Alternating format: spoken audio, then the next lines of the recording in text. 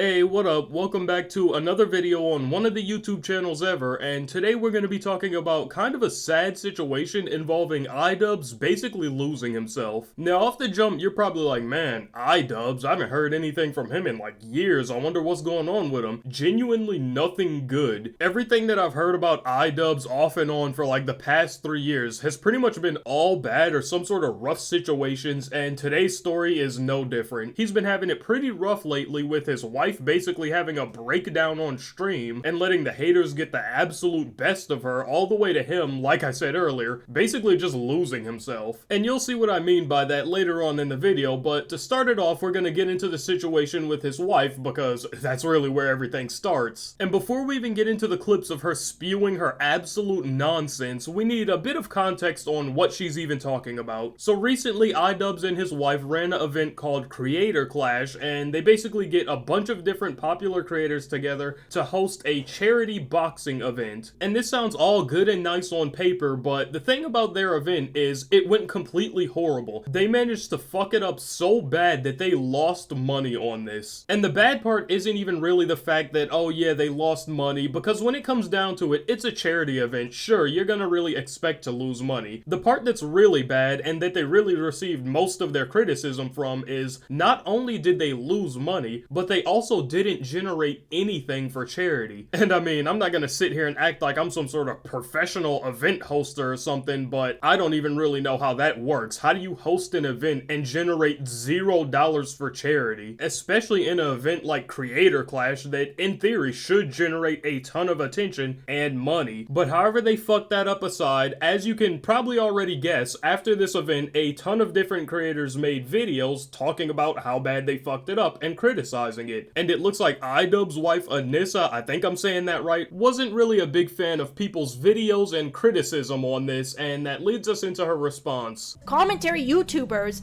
have no idea what it is to work a normal job, let alone put on a whole event. I hope y'all got y'all wacky shoes on, cause it looks like we're starting this off delusional. Starting it off, I have no fucking clue where she got the idea. Commentary YouTubers have no idea what it's like to work a normal job, while also not working a normal job herself. And on top of that, if there was some sort of statistic that showed, oh, like which specific types of YouTubers have like actually had to work a decent amount of normal jobs, I feel like commentary YouTubers would be pretty high on that list. Her saying this is basically implying that, hey, if you start a commentary channel, you're basically gonna blow up immediately and never have to work a normal job, and it's the easiest type of content possible. Which, that last part, the content, sure, it is fairly easy to make, but basically every commentary style channel that I know of has grown to their success over a long period of time. And while they're uploading all these different videos and talking about all these different subjects over really years, what do you think that they're doing to make their money over that course of time? It's not like they just start a commentary channel, jump to 1 million fucking subs, and then they're just clearing house. It's also kind of funny how she says, oh, they have no idea what it's like to put on a whole event. You don't either. Y'all fucked it up so bad that you lost money and then didn't generate shit for charity. You clearly don't know what it's like much better than anyone else. Okay? You have no clue. What the fuck was that? Why'd she just flip us off like this was her first time flipping someone off ever? I just had to pause it there because that was some of the wackiest shit I've seen. She just flipped us off like a kid would if their parents said, okay, Jimmy, you get to flip someone off a singular time. She's just ecstatic that she's able to do it. You fuckers that are looking at this right now, I know that you would fucking cry if I said something to you in real life. I know you would cry. It's just insanely ironic how she says that commentary YouTubers have no idea what it's like to work a normal job, and then she proceeds to give one of the most brain-dead, chronically online takes ever. Like, I genuinely have no idea who she is talking to here. Who does she think is gonna cry if she says something to them? Like, I genuinely think that she's so used to being on Twitter that she thinks everyone IRL is also some sort of brain-dead, sensitive loser that immediately immediately just cries if you say anything that differs from their opinion at all. And you know, I gotta give her a bit of credit where it is due. Maybe if she's talking about very young infant children, she might be able to make them cry, because with that monstrous ass haircut, they might think she's some sort of fucking creature. Like, I don't know about y'all, but if my cut was fucked up that bad, I wouldn't be too happy either. How do I know? Because I've done it to one of you fuckers in real life, and you have cried. Top 10 things that never actually happened. The person that she's referring to in this situation that she talked to someone IRL and they cried is a YouTuber that goes by the name Rusty Cage. And I'm not gonna sit here and act like I know everything about what happened in this situation, because I don't, but it is pretty cut and dry. What it seems like basically happened is she spoke to this guy a singular time at a random event about a tweet that he made, and he basically didn't give a fuck at all. He was pretty much just like, damn, wow, you have a different opinion than me, whatever, crazy that you feel that way, and then just went on about his day. But somewhere in her head, she converted that memory into him just breaking out into fucking tears. Hey, that tweet that you said, fuck you, motherfucker. Oh no, why would you say that to me? Like, what? That never happened. Another thing that also never happened is this guy being a fucking commentary YouTuber. She's specifically talking shit about different commentary YouTubers and meeting them in real life, and then she's referring to the time, oh, well, yeah, when I met one of you guys, you cried. Not only did he not cry, but he's also just not even a fucking commentary YouTuber. This is the truth, okay? Ian keeps me on a leash, okay? And I'm okay with that, because I need to be on a leash. I need to be on a leash, a tight leash, to be honest, because I am unhinged. I feel like more people hate me than Onision. And maybe it's because I'm in it, like I'm seeing it, but that's what it feels like.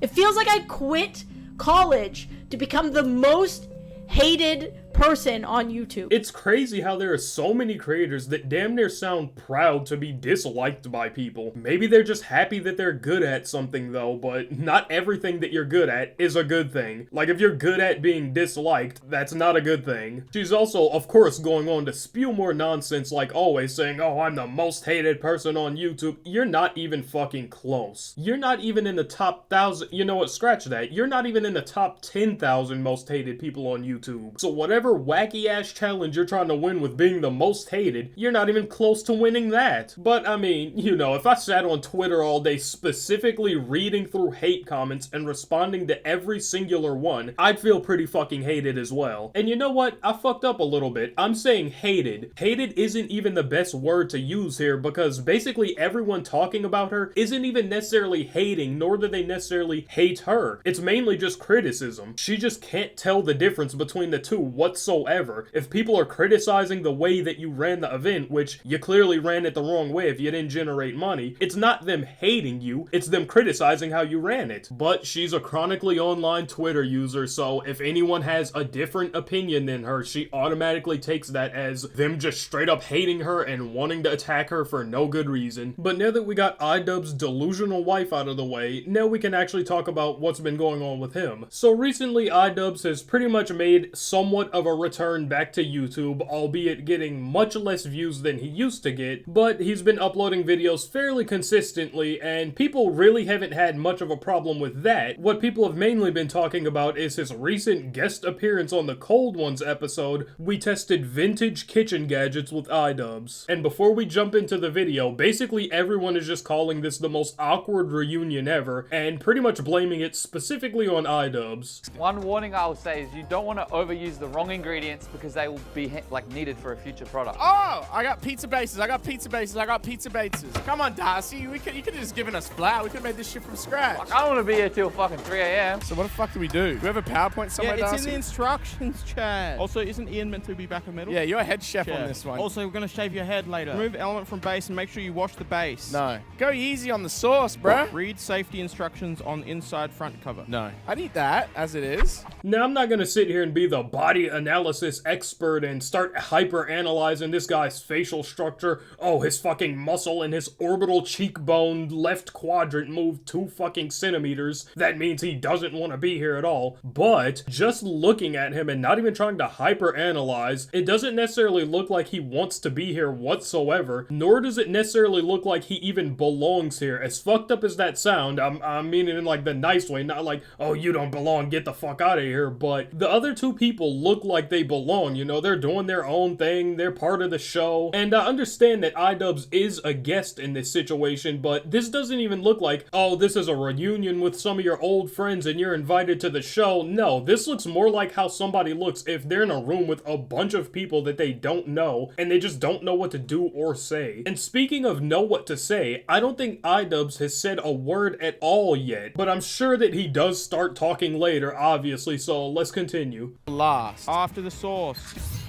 Can I get the large piece of singular plastic off? I like pineapple on my pizza. Like just the juice? Put that back in. The salt. I'm a pineapple guy. I'm a pineapple guy. Okay, you're putting it. This is my side. This is my side, okay? Yeah, but it's kind of like this pineapple juice is on everyone's side now, though. Oh, okay. Well, that's why we got to... You should have thrown that at the fucking wall. That's why we have a fresh one here, okay? You like olive juice, right? I'll get a close-up on this.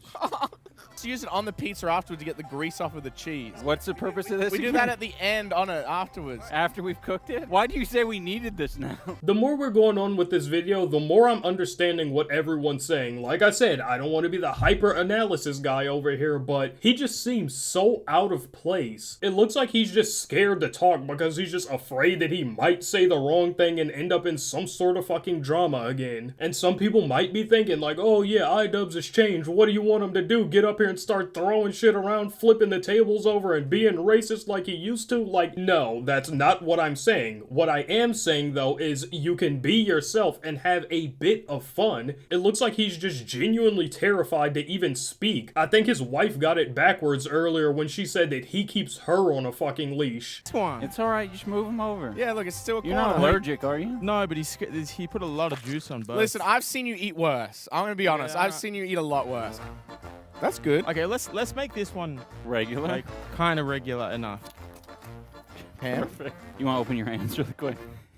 Oh, thank you. This one over here is looking kind of normal. Salami. You seen that TikTok? Salami lid? No. You go salami lid. The container's too full of salami that it won't go on. Yeah. I think so. Listen to this. Listen to this. So basically, like, there's a container full of salami and the lid won't go on. Well said. Well said. Is that it? Wait, didn't Darcy say preserve? Yeah, that's what I'm saying. You gotta be Preserve mindful. some ingredients. Oh, never okay. know All what will right, come all out right. later. Let's put these back. Let's put these back. He We're said good enough, put it we're good all enough. on. Darcy, could you plug this in for me? Ian, you're supposed to be fucking like keeping that in mind. You're the head am. chef. Yeah. I am. We haven't used too much. Alright, now I'm obviously not gonna make you guys sit here and watch the entire video because at a point it just gets really sad and it also kind of feels like bullying, but later on he does eventually warm up and act a tiny bit more normal, but this is pretty much the theme throughout the entire video. This situation just seems like Idubbbz told his wife or whatever, hey, I'm going out with the boys to film a video. Alright, don't have too much fun now, and he just took it to fucking heart. And like I keep saying, it's honestly a bit of a sad situation as well because his core audience nowadays is just shit. So at a point, you almost can't even blame him for something like this. His entire core audience now is really just brain dead Twitter users, and he kind of brought this on himself. So if he were to say even slightly the wrong thing in this video, they just start cooking him alive. And actually, now that I bring that up, it really seems like a lose-lose situation. You have fun and be yourself and accidentally slip up and say quote the wrong thing and start getting grilled on Twitter, or you don't be yourself and get grilled anyway because you're being a fucking awkward weirdo. Basically, every singular person in the comments is talking about how weird Idubbbz made the video, and most of them are also saying that, damn, it just doesn't look like he belongs nor wants to be here whatsoever. But I'm not gonna sit here talking about Idubbbz all day because, like I said, I kind of feel bad for him, and if I keep pushing on, it kind of feels like bullying. So that's pretty much it on the honestly sad Idubbbz situation, and if you made it this far in the video, you probably liked something, so you may as well subscribe. You'll also be helping us get one step closer to the goal of 1 billion subscribers. But with that said, I'm not gonna hold y'all for too long, so I'll catch you guys in the next one.